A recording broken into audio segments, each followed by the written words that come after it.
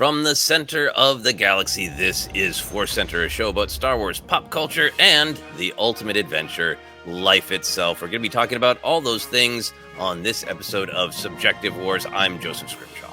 I'm Ken Napzok. And I'm Jennifer Landa. And I think we're all thrilled to be here. I don't know. We'll find out as we get started. This is a topic that's very close to my heart that I have a lot of thoughts about, but I really want to know Ken and Jennifer's feelings. I also know some of the internet's feelings about this because they've really let me know. Today we're talking about action figures. Opening versus not opening action figures. And again, we will underline the title of this show is Subjective Wars, meaning these are our thoughts. Our opinions. We'll come to a decision for ourselves based on some metrics we discover as we go. There's, of course, not a correct answer. There's a correct answer for you, but, not, scientifically. Anyway, we're going to get into this. We always like to take temperature at the top of opening versus not opening action figures. Ken, you have collected action figures over the years as a child and as an adult. Mm-hmm. What is your temperature at the beginning of this discussion? Are you in one camp or the other for yourself?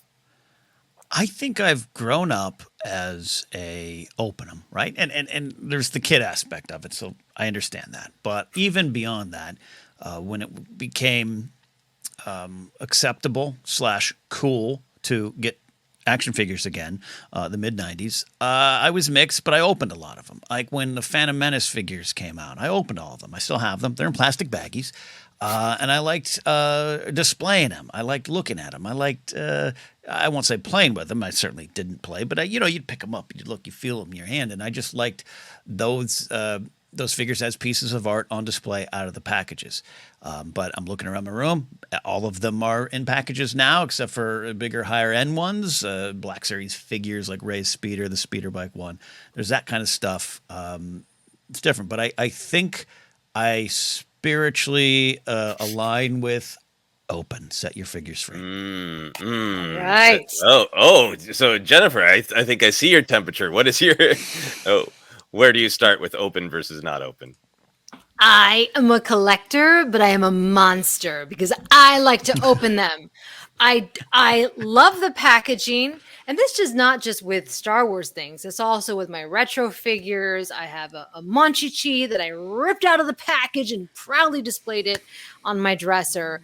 I just can't help myself. It feels like I don't know what it is. I want to create like a little scene for my characters. Mm-hmm. Pose them. Maybe if I'm being silly, pose a stormtrooper. The posable stormtrooper, first order stormtrooper, like that. Just do playful things with it, right? It's almost like Elf on the Shelf. Where's the action figure going to be today? And I'm coming at this from the adult perspective because even though I have kids, I know realistically I can't keep anything in the package. They're going to rip it open. But today I'm only representing myself, the adult who collects toys. I would definitely keep Elf on the Shelf in the package. Elf on the Shelf creeps me out. So that's definitely a package choice for me. I never even thought about that. I don't think there's anything monstrous about opening. I got to be very, very clear on that. I do not think there's anything monstrous about any choice you make with your action figures. I think for me, I went on this journey where, I loved the figures when I was a kid. They meant so much to me. And I don't think for kids, this isn't, should kids open their action figures or not? Children should open their toys and play with them. I'll go out on a limb and say that challenging thought on the internet. I'm pro kids playing with their toys. I did. I opened them and I loved them and I played with them, a ton. By the time of Return of the Jedi, I've mentioned this before. I tried to make choices about how often I moved their limbs because I didn't want them to get too loose. My Walrus Man is just drunk, can't stand, limbs flying everywhere. So by the time I got my Jedi Luke, I'd be like, how often can I raise his arm with his lightsaber? Anyway, then I as I got older, I really wished I still had the packaging because before there were vintage figures and before there was the internet, I was like, what did the back of those figures, those, action figure packages look like? So Power of the Force starts coming out in mid to late 90s, Phantom Menace, and I started adopting a get two. because I wanted to take them out of the package and pose them and put the lightsabers in their hands and all that. But I remembered feeling like, oh, I missed the package because that was a part of it and a part of my nostalgia too. That eventually just turned into, well, I can't afford to buy two. So now I'm just going to buy the one and keep it in the package. And the reason that I do that is that strong connection that I'm a collector now. I don't really play with them. And the packaging is so much a part of the art to me of what they are. The packaging dates it to a specific time. Does it have a sticker advertising something? Does it have the price sticker from the specific store that, it's so great when you see like a Bespin Luke from the original run that's like $450, and it has a sticker that says $199 at Kmart on it, and it's like that's a part of the history. And I really think of my action figures as like pieces of art in a collection, and I rotate them on my shelves and all that.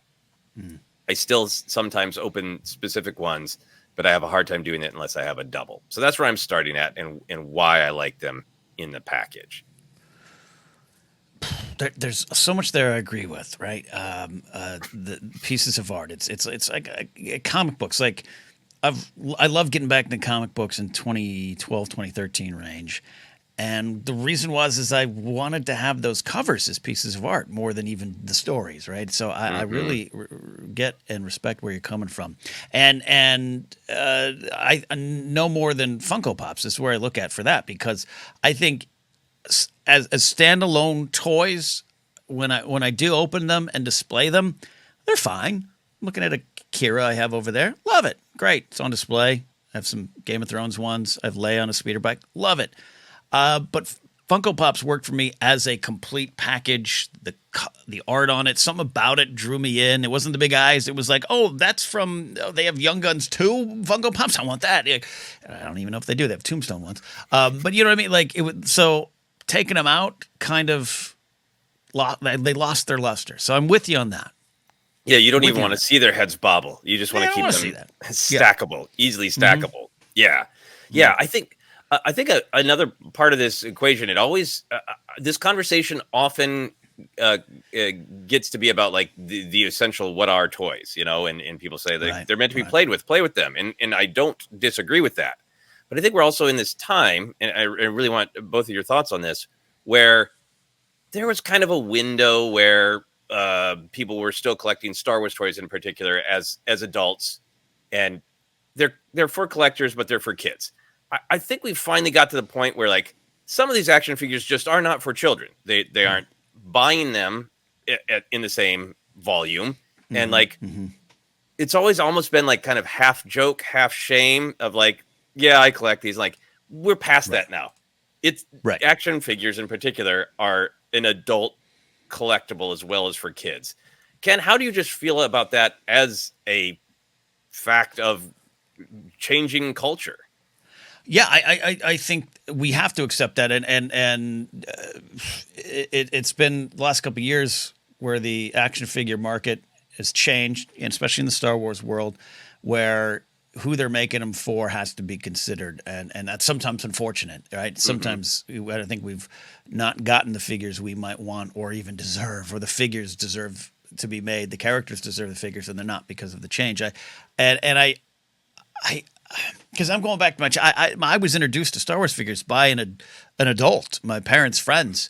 We were at a party. I remember, I've written about this, I've talked about it, but I was a quiet kid at this party. There was a bunch of kids and families, and I was in the living room by myself, kind of scared, and he tried to connect with me, and he goes, hold on, and he pulled down the Vader collector helmet and the C-3PO collector helmet that my dad came in, and he was showing all of us, and I didn't even know I thought it was Battlestar Galactica. Like, I was like, I don't know what this is, but I loved it, and they weren't in the package, right? And I thought it was Dirk Benedict in 3 3/4, and it just that connected then out of the package was how I connected with Star Wars figures, but that's not where we're at. I'm even going to conventions. We've been around each other, Joseph, looking for figures. I love picking up the loose $8 price to go classic Kenners with an ear missing or something, but it doesn't have the same oomph behind it if I was to get a Walrus Man on card. Right? Mm-hmm. I even then view it less than, if that makes sense. Yeah, that's fascinating. Jennifer, I mean, how do you feel about where toys are at, that they are obviously for children, but there are some that are just totally for adult collectors? How do you feel about that change in the span of your lifetime? I think it's great, but I do think that there is something about the displaying of it. And if I was a wealthy person, I would 100% have a bunch of action figures in their boxes, pristine, mint condition, and have proper displays with lights. And I just imagine like Ewan McGregor's Music. house. Right. Like It's like- maybe he has all these cool collectibles and they're all like, it's like art, like what you're describing, Joseph. Like it's meant to be in the package. That's a part of the art. But where I am is like going to a garage sale and stumbling upon an old Greedo that's missing a limb, right? Mm-hmm. There's something for me about like rescuing these discarded toys, rescuing the ones that are not seen as valuable. They are valuable. They are still worth something because it reminds me of my childhood. And it's like, I'm sure there's a metaphor there, repairing old wounds, right? But it's a nice lesson for kids too, that they don't have to throw it away because they've ripped open their package. It can still be valuable. It can still bring joy. One of my favorite things about Star Wars action figures, and other lines do this, but I was introduced to it in Star Wars, where you'd have the name of the character, and then in parentheses, you get the sub thing of this Luke Skywalker Bespin fatigues. I'm looking at my Obi-Wan Kenobi showdown. I love the idea of you're getting at you're picking up a Greedo where his in parentheses is thoroughly loved. This is Greedo who has been thoroughly loved by some child or adult. I think that's great. I think a lot of it is about, what the action figures are signifiers of the character that you like, of the franchise that you like, of the time and place that you bought it. And I utterly see the value of, I found this Greedo who was maybe loved too much or not enough. I'm going to bring home this Greedo and celebrate the Greedo. That's so much of our meaning is imbued upon them by us externally. I love what you were saying though, Jennifer, about posing. And I want to talk about that because when I say that action figures in the packages are art, I feel like it's one version of art, but I do feel like it's art to take them out and pose them and take photos of them. What gives you joy about the posing and think of it as art that way? What's the artistic expression there? I love this. See, this is where I'm saying I'm not just a collector. Like I collect all sorts of things. So my kids, I've turned my kids into collectors. Barbies, American Girl dolls, like all sorts of things. I've gotten little stands from Amazon, ranging from like small for my baby Monchichi up to the American Girl dolls. So I can, well, not me. So we can dress them up as Anna and Elsa. This is where it's helpful to have kids when you're a collector because you're like, oh, this is for my kids. Me, I'm searching eBay looking for the right Elsa outfit for them. But there is something like whimsical, right? Like you can display them when we had the Frozen theme party. I can display them when we have May the 4th and I can put them in celebratory poses where it feels like the action figures and the toys have come to life. And there is something about that's like magical, this very Toy Story-esque where we like, give them this life. And that's why I like being able to pose them. They feel trapped in the box. I want to take them out. See them. I don't often feel the trap thing. I do sometimes. We'll come back to that because that's a thing, a pain I went through just the other day that I want to share with you both. But I really agree with the art because when I look at the ones that I have taken out of the package, for a while there, Hasbro was experimenting with the no window, and then I'm like, I'm not going to leave them in the package. So I had some where I was like, this is delightful. My hand has been forced because I can't see the actual action figure, and that's a bridge too far, even for me. And also, you just cut a piece of tape. So, like on the card, when you're ripping them up, you're kind of devastating the pack. Even if you're real careful, you're still ripping something. So it helped me a lot too. Of just like, it's just a piece of tape, and I can reseal it. Anyway, point being, like I've got my Boba Fett from the Book of Boba Fett, and I get to express what I love about him. So he's down on one knee with the other knee raised. So in my mind, he is constantly firing the knee darts that I love so much. But then for anybody else looking at him, is like, did Boba Fett just finish his show tune? Was that like his big close at a number in Oklahoma? Because he's just like on his knees, arms out with a blaster. And that is so much. I love what you're saying about it. Sort of posing them as a way that we sort of imprint ourselves on them and our interpretation of them and what we love about them. Ken, how do you feel about posing action figures as a form of art? I wish I was better at it. I kept looking back here because I have the Obi-Wan Kenobi there, the high-end one there that I was gifted one time. Look, he looks, I don't know if you can see, for those on the podcast, I apologize. I'm pointing. Obi-Wan looks drunk in the corner. It looks like he's trying to stand up. He's like kind of got his hand on the desk there, and he's like leaning up, like I'll cut you. Chalmers tipsy Kenobi. That's his parentheses. I've never been great at it. Some people, Jen, you sound wonderful at it. By the way, shout out to Jen going to the American Girl store at the Grove and saying, I have an appointment at the Dolly Hospital with my Frontier Franny. And they're like, where's your kids? No, I need a Band-Aid for my Dolly. But like, our buddy Ken Plume has a great Instagram account where he takes wonderful photos of posed action figures and I wish I had that skill as much as I love opening them. And I think maybe that's why I forced myself to be a non-opener over the years because I couldn't find my inner poser. I love that.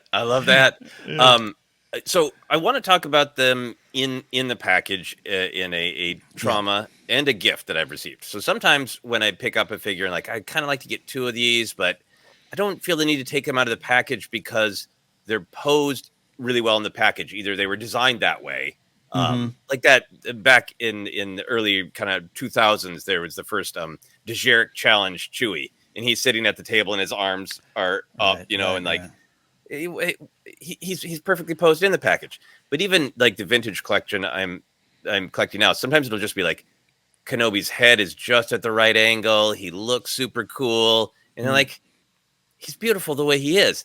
But just the other day, I finally got my Count Dooku vintage that I pre-ordered, and he ain't laying right in the package, which happens. The vintage characters are so posable that you really.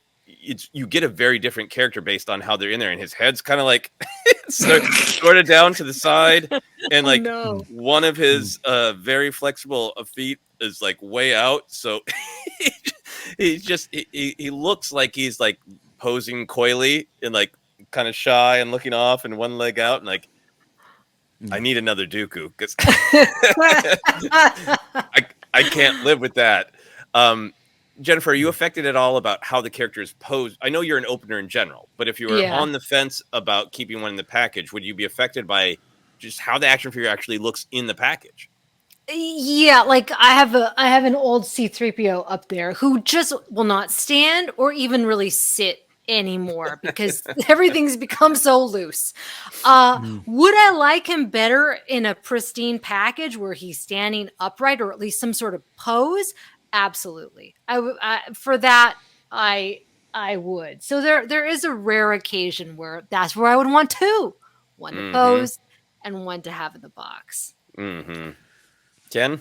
See, I'm looking at the ones I have on the shelf. I don't think because you mentioned like the Chewie line. There was, and this is a conversation beyond just Star Wars figures, of course, but like there's those Star Wars lines from that era that almost came pre-posed, right? It's like, here's Anthony Daniels' Attack of the Clones character, and he's drinking. Like, that's the pose. And I like those, but I almost felt like it took away some choice. It took away some agency. I don't want to do that. I want to find a way to pose. So all the ones, I like the ones that are just kind of like, they're trapped in the package, waiting for you to explore your own emotions with what you want these characters to do. Wave, hold a drink. I'm drawn to that, and that might be the G.I. Joe of it all, as beyond just, yes, I was a kid and played with them, but I did collect G.I. Joes when they started re-releasing them. This is one of the reasons I got in trouble at my old job, because I had them hanging on a wall, and they were like, that's not professional. But like, I wanted them out, and G.I. Joes had more points of articulation at the time. They were easier to pose, and I liked that aspect of it. So it's either like just I want them crisp and clean and hanging on a wall where I'll decide later on, or I like to pull them out and decide for myself. If that makes any sense. All of this is psychological. It's so Yeah. we can learn so much about ourselves. I love you're making a very important distinction in my question, because there's one world where it's like the figure's not supposed to be posed. It's just that like it's there. I've got a Grief Karga vintage where his head is pulled back. So in the package, he just looks like he's looking at the sky going, "Dear Lord, why?" And like, okay, that's kind of fun, whatever. But there's a difference between a modern vintage figure being packaged weirdly versus what you're talking about, Ken, is the makers of the toy posing it for you. Yeah. And I actually don't like that. And I didn't realize how much I didn't like it until you brought it up, Ken. Because even growing up as a kid, I wanted action figures because their limbs could move. I didn't know why I thought that was cooler, but I realized now it's to make a choice. And sometimes my parents would be like, do you want this model where it doesn't move, or like a little plastic figurine where it's just totally posed? And be like, their limbs don't move? Gross. I don't want that. I didn't realize how much posing, which means an ability to not just play, but to create, to, put your own stamp on it. I got all these action figures that I'm not going to take out of the package. Their limbs will never move, but it's very important to me that they could. What is that about? Recreating the scenes that we grew up watching or that we were drawn to. I think we haven't even talked about the vehicles, because nothing like if you were to see a TIE fighter or an X-Wing in the box. It's cool. But imagine walking into your friend's house and you see it hanging from the ceiling. There's something that's like dynamic about that, right? Or the walker, you can just kind of do these fun little poses. You could take it to your backyard and have a sense of whimsy for the barbecue. It inspired. You know, the wedding. Have it in the bathroom in your planter, because it's like recreating those action moments that we loved. You can't get that in the box. ATBQ sounds pretty damn great to me. I want to come to that party. Yeah, I mean the vehicle thing. The vehicle thing is almost maybe a separate thing. It's a separate thing. I brought it in, yeah. A vehicle in a box is such a wasted opportunity, right? Those are built for display. I'm looking at my Infus Ness and her speeder, like that has to be out. But it makes a great point to me, because I think thank you for the free therapy, guys. Because I do love them on multiple levels, and this is why I, if it was financially and space viable, I would get two of absolutely everything. I would have got two of the Razor Crest when I went bonkers and did that. But so I don't disagree with you at all, Jennifer, that the vehicles out of it are dynamic and you can do so much more of it. Right. I'm sitting here wishing, could Hasbro just start selling just the box? Because honestly, sometimes I look at these huge vehicles of modern vehicles that are in that vintage style boxing where, it's the action figure with just like the vehicle with some lighting, and which action figures have they picked to kind of stage around it and where are they standing. And then on the back, there's the, no color, just line drawing art. And like some of them for me are like, I don't, but like I want to look at the box, because it's in this moment for me, it isn't about play and posing. It is just about the art. So I wish they would be like, you can buy the N1, the Mandalorian N1 for like $120, or just the box for $20. And I'd be like, I'll buy that box. Yeah. And that's the part of it for me, that it is just about art. It's so funny. Yeah. You could scour eBay and get in a bidding war with some dude in Altoona for a used one. But yeah, no, it's fascinating. There's something to be said, like when it comes to Lego. I'm a big fan over the years, and love building them, playing them, displaying them. But like there was a period of time where I was doing a Lego brick building show on my Twitch channel, and I was opening up all my like smaller, mid-sized Star Wars packages and building them. And I got to tell you, there was a bit of a letdown. They're all cool. I love the minifigs. Who doesn't? But like you build them, and you're like, it wasn't as dynamic as what it looked like on the box. It's tinier. I think I would have just rather kept the box. So I feel you on that one. Yeah. I think my last metric I want to run past you both. Mm-hmm. And I don't think any of us have moved in any way, so this is a fascinating episode of Subjective Wars. But I have discussions with our friend Ken Plume, who has kindly offered, when he sees some super discounted figures, to pick them up for me, and he offered and got me some great figures, and I very much appreciate it. And I was trying to tell him it's not about the money. I need to start making choices about space. I only have so much space. And he's like, they take up less space if you open them. He like ribbing me about opening them. And physically, technically, yes. But I thought about this when you're talking about the Funko Pops, Ken. In packages, not all of them, but in most packages, they stack. Versus once they're out, you gotta, either they're on display and they're taking up way more literal physical space on your shelf, not being stackable, or you gotta, buy special holders for them and baggies and all that. So, Ken, what are your thoughts on what do you think is easier to deal with when it comes to storage? Open figures or figures still in the package?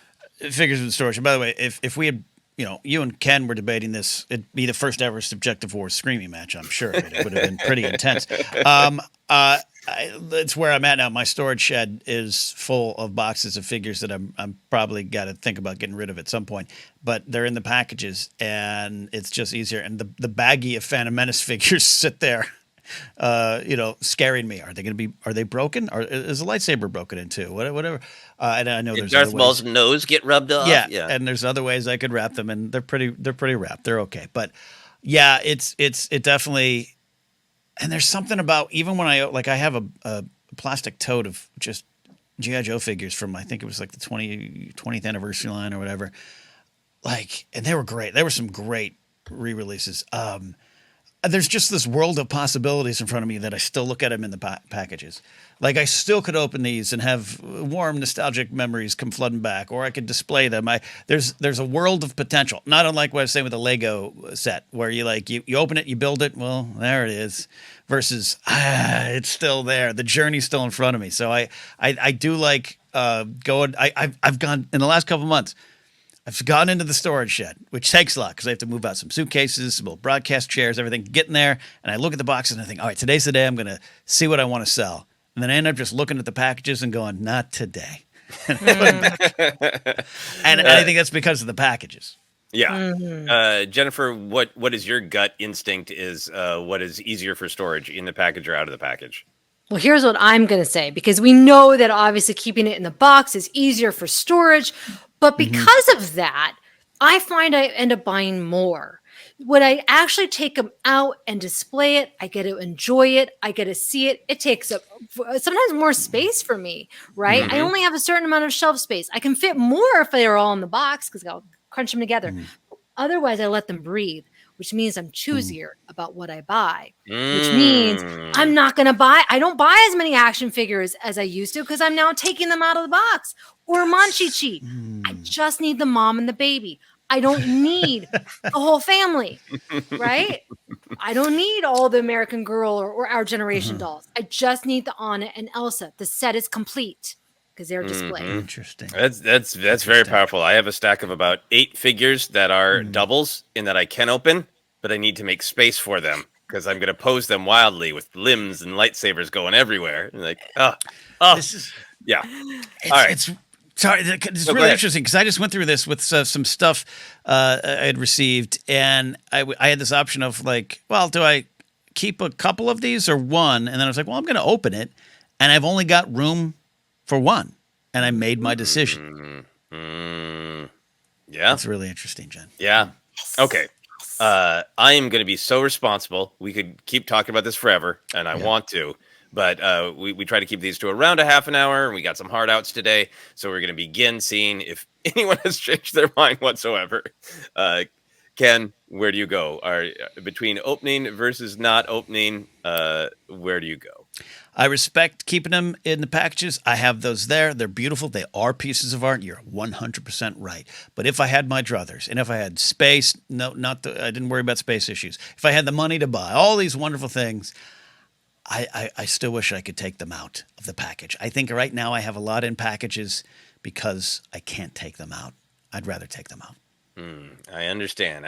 Jennifer, you have lots and lots of good metrics, lots of good reasons for your initial feeling of opening. And I sense you have not changed. Is that correct? No, I am not. If I was Kim Kardashian, I would have an incredible room with all of my inbox action figures properly displayed the way any good collector would have it. But I'm not. And so therefore, I have them all over the place in random places to surprise me and my guests. Man, now I want to go basically, like Disneyland when you find the hidden Mickeys. I want to go to your home and find the hidden action figures everywhere. That's also great. If you were Kim Kardashian, you wouldn't have action figures. This is true. Maybe of myself, I would have action figures. And would all of her action figures be posed like they're doing a photo shoot? Her Boba Fett would have a very different look, head over shoulder. Yeah. All that kind of thing. Anyway, this is all great and fascinating. I get to wrestle with so many emotions. I do think toys are for adults as well, even though a child did literally push me out of the way in the Target aisle the other day. Which is something I've literally had nightmares about, and then it finally happened. We're just like, and like, fine, child, you look at the toys first. I wrote a whole feature film script. It's a kind of a fantasy mystery show, but it was predicated on me wrestling with this issue about action figures.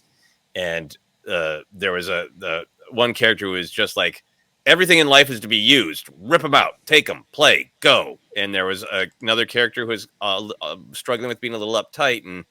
And what I worked through with that character is this idea that action figures can be in two states. They can be open or not open. And as Ken was saying, when they're not open, there's always possibility of being in another state. But once they're open, they are in that state. And I think there's beautiful, beautiful psychology, beautiful art, beautiful truth to either states. But for me, if I can't buy two, if I can buy just one, I'm still going to lean toward keeping them in that state of they're a piece of art where the possibilities are there. I might not move their limbs, but it's always possible when I'm gone and someone inherits my large collection, they will free my Kenobis and those limbs will move. But for now, I'm since we have decided subjective wars must be, I'm going to decide not opening. My real truth is to try to get as many as possible and open them all. And open half and keep half in the box. Anyway, you know what I mean. Ken, rescue me. Where can they find us? An emotional journey for all of us today. We are ForceCenter Podcast. We are on Twitter, X, Threads, Hive, if you're there, Instagram at ForceCenter Pod, also on Facebook at ForceCenter Podcast. We do have merch available. You can take the shirts out of the packages or order a coffee mug and take it out. That is at tpublic.com/user/ForceCenter. Podcast is available any spot where podcasts are available. Just search and find us. And also, if you'd like to support us directly, we are on patreon.com/ForceCenter, where I'm sure some spirited but friendly subjective wars will take place in our Discord. You can follow me at Ken Napzok or go to my website, kennapzok.com, for more information, including upcoming shows. Jen, where can they find you? And are you going to share any of your hidden figures in your house? Yes, you can find me painfully opening my Elf on the Shelf ragdoll from the 1980s on YouTube, Instagram at Jennifer Landa, or TikTok at Jennifer Landa 1138. There you go, Joseph. You, I don't know if you're going to get any pushback, but I think you're going to get a lot of comments with you, against you, and wondering even more. This was a hard episode for you. So where can they find you? It was hard, but it was beautiful. Yes. Find me and please be nice to me on all the various social media. I'm on Blue Sky, Instagram, Mastodon, Threads, all that stuff. My handle's at Joseph Scrimshaw. I'm also on TikTok. I haven't done it for a while, but a big part of this is I for a long time was doing not unboxing videos where I just make jokes and appreciate action figures in the package. Lots of people have said nice things, and every once in a while I get extremely irate people just in the comments on every video going, open them, you bleeper, open them. People have strong opinions about this, and I understand, and I have no judgment against opening. I think everyone should play with their action figures. This is the height of subjectivity to me. This is my journey where I enjoy them as art, and I keep them in the package most of the time. But I support you in doing whatever you want when you are expressing yourself with your action figures. I opened an action figure of the Count from Sesame Street to make the thumbnail for this video, so I do open them from time to time. Wonderful. But for now, that is it. We have fought in the subjective wars.